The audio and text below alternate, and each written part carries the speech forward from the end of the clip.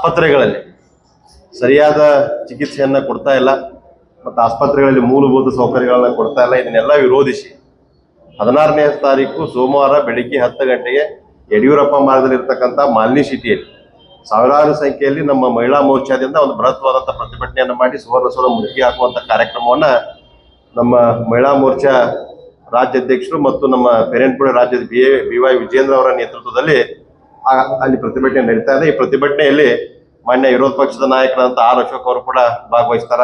ವಿಧಾನ ಪರಿಷತ್ತಿನ ವಿರೋಧ ಪಕ್ಷದ ನಾಯಕರಾದ ಚಲವಾದಿ ನಾರಾಯಣ ಸ್ವಾಮಿ ಅವರು ಆ ಪ್ರತಿಭಟನೆಯಲ್ಲಿ ಭಾಗವಹಿಸ್ತಾರೆ. ಮತ್ತು ನಮ್ಮೆಲ್ಲ ಶಾಸಕರು ಸಂಸದರು ಎಲ್ಲ ಕೂಡ ಪ್ರತಿಭಟನೆಯಲ್ಲಿ ಭಾಗವಹಿಸುವುದರಿಂದ ಮಾಧ್ಯಮ ಮಿತ್ರರು ನಮಗೆ ಸಹಕಾರ ಕೊಡ್ಬೇಕಂತೇಳಿ ತಮ್ಮಲ್ಲಿ ವಿನಂತಿಯನ್ನು ಮಾಡಿಕೊಳ್ತಾ ಇದ್ದೇನೆ. ಯಾಕಂದ್ರೆ ಅಧಿವೇಶನ ನಡೆಯುವುದರಿಂದ ಸರ್ಕಾರದ ಕಿವಿ ಹಿಂಡುವ ಕೆಲಸವನ್ನ ಇವತ್ತ ಸಮರ್ಪಕವಾಗಿ ಭಾರತೀಯ ಜನತಾ ಪಾರ್ಟಿ ಮಾಡ್ತಾ ಇದೆ.